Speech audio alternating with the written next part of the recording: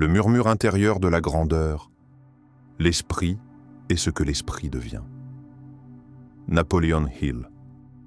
Avant toute chose, ressentez cette vérité.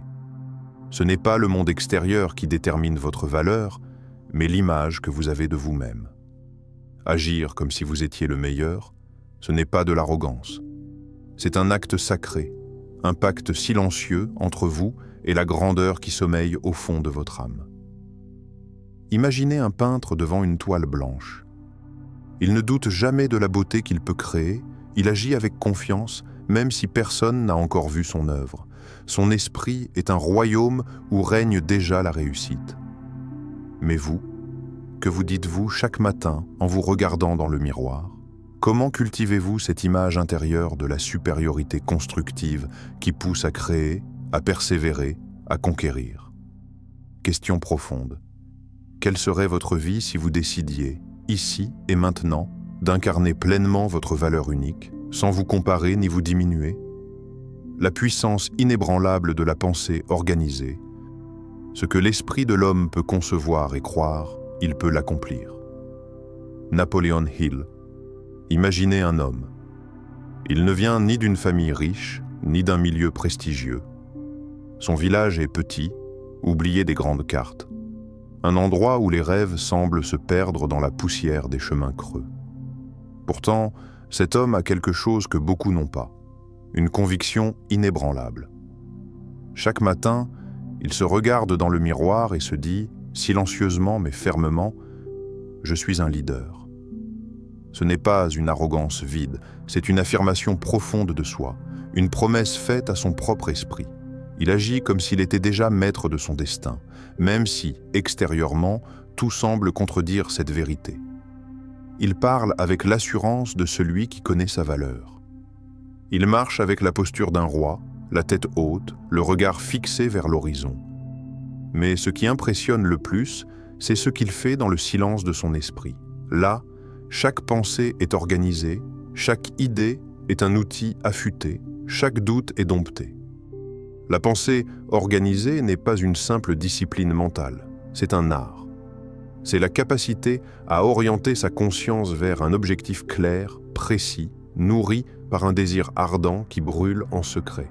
C'est transformer le chaos intérieur en une symphonie harmonieuse, où chaque note joue sa partition vers l'accomplissement. Et alors, les choses commencent à changer. Les rencontres se font plus fréquentes, non par hasard, mais parce que son esprit alerte perçoit les opportunités, les attire comme un aimant. Les idées affluent, s'enchaînent, se transforment en actions concrètes. Il construit petit à petit son empire, un empire qui n'est pas fondé sur la force brute, ni sur la chance, mais sur le pouvoir de sa pensée et sa capacité à la mettre en mouvement. Il a fait taire la voix du doute, cette voix perfide qui murmure à l'oreille « Tu n'es pas assez, tu n'y arriveras jamais ». Il l'a remplacée par une certitude vibrante, une foi absolue en sa réussite. Et c'est cette transformation intérieure qui fait toute la différence. Sa pensée devient lumière pour ceux qui l'entourent. Il est ce phare dans la nuit, une source d'inspiration pour ceux qui cherchent à s'élever, à se dépasser. Son esprit organisé, précis, puissant, révèle une vérité fondamentale. La grandeur ne dépend pas de ce que vous avez, mais de ce que vous pensez, de la qualité de votre esprit. Regardez autour de vous. Combien d'hommes et de femmes brillent aujourd'hui parce qu'ils ont su ordonner leurs pensées. Ils ne sont pas forcément les plus intelligents, les plus chanceux ou les plus doués. Mais ils ont compris ce secret. Ce qui gouverne leur réalité, c'est leur maîtrise mentale. Le succès, dans sa forme la plus pure, commence dans l'esprit. Il naît du dialogue intérieur que vous avez avec vous-même. Si vous acceptez la médiocrité vous accompagnera. Si vous cultivez la pensée d'un roi, vous bâtirez un royaume. Alors, regardez en vous, au cœur de votre conscience. Quel ordre donnez-vous aujourd'hui à vos pensées? Sont-elles un chaos de doutes, de peurs, d'hésitations? Ou sont-elles organisées, puissantes, dévouées à la grandeur que vous aspirez à incarner? Vous êtes le gardien de votre esprit. La clé de votre succès, réside dans la discipline de vos pensées, dans la capacité à leur donner une direction claire, à nourrir votre esprit des images puissantes de ce que vous voulez devenir. Napoleon Hill nous rappelle que la pensée est la seule chose qui, lorsque l'on peut la maîtriser, peut nous garantir le succès. Cette maîtrise n'est pas un don, c'est un apprentissage, une pratique constante. C'est le choix conscient, chaque jour, de bâtir dans votre esprit la version la plus grande, la plus forte, la plus digne de vous-même. Ne laissez pas vos pensées vagabonder sans guide. Prenez les rênes, imposez-leur un ordre sacré, car en organisant votre esprit, vous organisez votre vie. Question cruciale. Quel ordre donnez-vous aujourd'hui à vos pensées? Vos pensées honorent-elles la grandeur que vous voulez incarner? Ou laissez-vous le doute et la confusion gouverner votre destinée? Le récit symbolique du phénix intérieur. Imaginez un instant ce feu sacré qui brûle en vous. Ce feu n'est pas seulement la chaleur de vos émotions, ni la lumière qui éclaire vos ambitions. C'est une flamme bien plus profonde, celle de votre volonté, de votre énergie vitale, de votre passion enfouie au plus intime de votre être. Mais ce feu, fragile parfois, peut vaciller.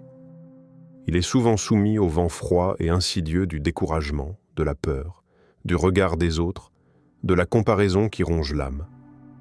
Vous connaissez ce moment où le feu semble s'éteindre, où la lumière intérieure devient faible, presque invisible. C'est là que le symbole du phénix intervient. Le phénix, cet oiseau mythique, est un messager ancien, un guide silencieux de la transformation. À la fin de son cycle, il embrase ses propres cendres, s'abandonne à une mort apparente, pour renaître ensuite plus fort, plus lumineux, plus éclatant que jamais. Il transcende la défaite et la chute pour s'élever dans une majesté nouvelle. Agir comme si vous étiez le meilleur, c'est nourrir ce feu sacré du phénix. C'est choisir la renaissance, non pas une fois, mais chaque jour. C'est un engagement à ne jamais laisser vos cendres, ces restes de vos peurs et échecs passés, définir votre avenir. Pensez à la dernière fois où vous avez été submergé par le doute, ce moment où tout semblait vous écraser. Avez-vous laissé ce poids vous immobiliser, ou avez-vous trouvé en vous la force de vous relever? Ce moment, aussi dur soit-il, est une opportunité offerte par la vie pour embraser à nouveau votre feu intérieur. Napoleon Hill nous éclaire sur ce chemin avec cette parole puissante. La persévérance est un élément essentiel du succès. Ne jamais abandonner, même face aux pires épreuves, c'est agir en champion. Cette persévérance, ce refus obstiné de baisser les bras, est le carburant du phénix. Mais la renaissance ne vient pas sans un acte de volonté conscient. Elle demande de regarder en face ses cendres, de les accepter, puis de choisir librement de s'enflammer à nouveau. Elle demande de se tenir debout dans le feu de l'épreuve, de danser avec la douleur et d'en ressortir purifié. Cette flamme, lorsque vous l'alimentez, illumine non seulement votre chemin, mais aussi celui des autres. Un feu qui brûle en silence peut allumer la lumière chez ceux qui errent dans l'obscurité. Votre renaissance intérieure devient alors un phare, un témoignage vivant que la grandeur est possible même après la chute. Ne laissez pas les vents de la peur souffler sur votre feu. Ne laissez pas la comparaison et le jugement l'étouffer. Le feu est votre essence, votre puissance originelle. Il est ce qui vous rend unique, inarrêtable, capable de dépasser toute limite. Chaque matin, vous avez le choix. Porter le fardeau de vos cendres passées ou embrasser le feu du phénix qui sommeille en vous. Ce choix, bien plus qu'une décision, est une révolution intérieure. Posez-vous la question, comment pouvez-vous embrasser aujourd'hui ce feu, cette énergie ardente, pour qu'elle brûle sans fin en vous? Comment devenir ce phénix qui renaît sans cesse, qui transcende les blessures, qui s'élève toujours plus haut? Ce feu ne demande pas d'être parfait, il demande d'être vivant. Il demande d'être entretenu, choyé, défendu contre l'indifférence et le découragement. Il demande d'être honoré par chaque action que vous posez, par chaque pensée que vous cultivez. Agir comme si vous étiez le meilleur, c'est agir comme un phénix, fier, résilient, inébranlable. C'est porter en soi la promesse d'un renouveau perpétuel, d'une grandeur qui ne dépend ni des circonstances ni des jugements extérieurs. Que votre feu intérieur devienne alors votre légende, la force silencieuse qui vous pousse à avancer, à créer, à inspirer. Question existentielle. Comment pouvez-vous embrasser aujourd'hui votre feu intérieur pour qu'il brûle sans fin, éclairant votre chemin et celui des autres? La marche des géants invisibles. Sur le chemin sinueux de la réussite, il est facile de croire que nous avançons seuls, isolés dans nos luttes, dans nos doutes, dans nos rêves. Pourtant, cette route secrète est partagée, invisible mais puissante. Autour de vous marchent des géants invisibles, silencieux, immortels. Ces géants, ce sont ceux qui ont osé croire en leur propre grandeur bien avant vous. Des esprits qui, malgré l'adversité, la critique et le scepticisme du monde, ont refusé de s'abaisser à la médiocrité. Ce sont leurs voix que vous percevez parfois dans le silence de votre conscience, ces forces que vous ressentez vibrer en vous lorsque vous refusez de céder au découragement. Agir comme si vous étiez le meilleur, c'est aussi choisir de marcher avec ces géants. C'est reprendre le flambeau qu'ils ont allumé dans les ténèbres. C'est s'aligner avec leur courage, leur détermination, leur foi inébranlable. Vous êtes l'héritier d'une lignée invisible d'audacieux, un maillon dans la chaîne de la grandeur humaine. Réfléchissez un instant à Thomas Edison, un homme qui échoua 1000 fois avant de réussir l'invention qui allait révolutionner le monde. L'ampoule électrique. Chaque échec était pour lui une leçon, une marche vers la lumière. Il n'a jamais laissé la défaite définir sa destinée. Edison est devenu un géant non par hasard, mais par une persévérance héroïque. Pensez aussi à Napoleon Hill lui-même, qui consacra sa vie à comprendre la psychologie du succès alors qu'il faisait face à la moquerie et au scepticisme de ses contemporains. Sa vision a aujourd'hui traversé les générations, inspirant des millions à croire en leur propre puissance. Ces exemples sont plus qu'un simple rappel historique. Ils sont un pont invisible, un lien sacré qui relie votre esprit aux esprits audacieux qui ont marqué l'humanité. En marchant avec eux, vous vous ancrez dans une force intemporelle, une énergie qui dépasse le temps et l'espace. Vous ne créez pas dans le vide, vous ne luttez pas dans le néant. Vous participez à une tradition d'excellence, à une quête collective d'élévation. Chaque pas que vous faites dans cette marche invisible est un acte de communion avec ces géants. Ce chemin exige de la foi, du courage et une conscience aiguë de la responsabilité qui vous incombe. Être un géant aujourd'hui, ce n'est pas seulement réaliser ses rêves, c'est aussi ouvrir la voie pour les générations futures, c'est illuminer la route pour ceux qui viendront après vous.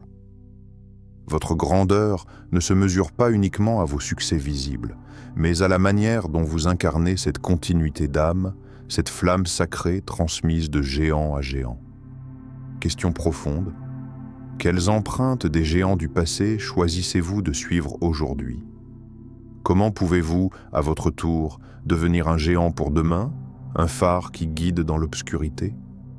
Prenez le temps d'écouter ces voix invisibles, ces murmures d'éternité qui habitent votre être.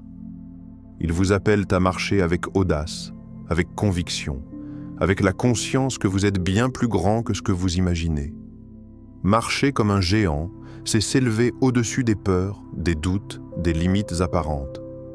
C'est porter en soi l'héritage d'une humanité qui refuse la résignation, qui embrasse la conquête de soi et du monde. Dans cette marche invisible, vous n'êtes jamais seul.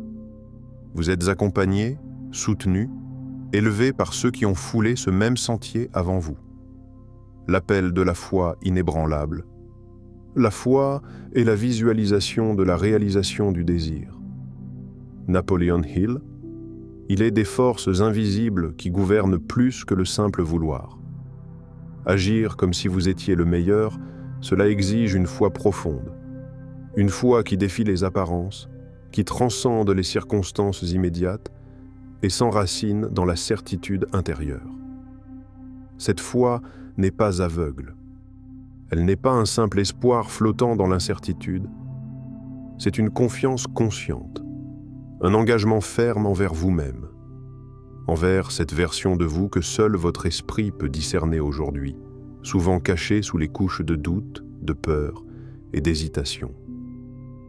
Imaginez un jeune athlète à l'entraînement, le corps lourd, les muscles tendus, les respirations haletantes. Pourtant, dans son esprit, il se voit déjà franchir la ligne d'arrivée, ressentant la victoire avant même qu'elle ne soit tangible. Cette image mentale, cette visualisation brûlante est le carburant de sa discipline, la source secrète de sa résistance. Votre esprit, dans cette quête, est cet athlète. Il doit se voir au sommet, s'entendre triomphant, se sentir souverain, afin que son corps, ses émotions et son âme suivent cette vision comme un guide lumineux. La foi ainsi conçue est une force de transformation. Elle modèle votre réalité bien avant que vos actions concrètes ne la manifestent. C'est un acte sacré de création. Vous donnez naissance à votre futur dans l'atelier secret de votre esprit. Napoleon Hill nous rappelle que cette foi, loin d'être un rêve passif, est l'essence même du succès. Sans elle, la pensée reste vague, l'effort dispersé, et la volonté s'affaiblit face aux premiers obstacles. Êtes-vous conscient de l'image que vous nourrissez chaque jour? Est-ce une image de grandeur, de victoire, d'invincibilité, ou bien une image entachée de peur, d'échec, de petitesse? La foi totale implique aussi d'abandonner les scénarios limitants, de rejeter les voix intérieures qui vous disent « tu n'y arriveras pas, ce n'est pas pour toi ». Elle vous invite à vous engager pleinement dans votre transformation, à devenir l'architecte de votre destinée. Ce n'est pas un chemin facile. La foi véritable est souvent mise à l'épreuve, testée dans la douleur, dans la solitude, dans le doute. Mais c'est précisément dans ces moments que la visualisation s'impose comme un phare. Lorsque tout semble s'effondrer autour de vous, c'est l'image fidèle de votre réussite future qui vous soutient. Rappelez-vous que la foi ne supprime pas les obstacles, mais elle vous donne la force de les surmonter, d'avancer malgré eux, de vous relever après chaque chute. Chaque jour, nourrissez cette image intérieure avec la même attention que vous donneriez à un trésor. Alimentez-la avec des pensées, des paroles, des actes alignés avec cette vision. Faites de votre foi une armure, une énergie invincible. Votre esprit doit devenir un athlète qui s'entraîne sans relâche, qui visualise la victoire non pas comme une promesse incertaine, mais comme une réalité imminente. Question intime. Quelle image de vous-même alimentez-vous chaque jour? Êtes-vous prêt à transformer vos pensées en actes grâce à une foi totale? Êtes-vous prêt à vous engager dans cette voie où la confiance en vous devient la source inépuisable de votre puissance? Dans ce dialogue intérieur, chaque mot compte, chaque pensée a le pouvoir d'élever ou de freiner votre progression. Choisissez donc avec sagesse ce que vous laissez grandir en vous. La foi inébranlable, c'est le socle sur lequel toute réussite durable est construite. Sans elle, les talents se dispersent, les efforts s'épuisent et la lumière s'éteint. Avec elle, vous devenez le maître de votre destin, un créateur conscient, un être souverain qui agit en accord avec la vision la plus haute qu'il a de lui-même.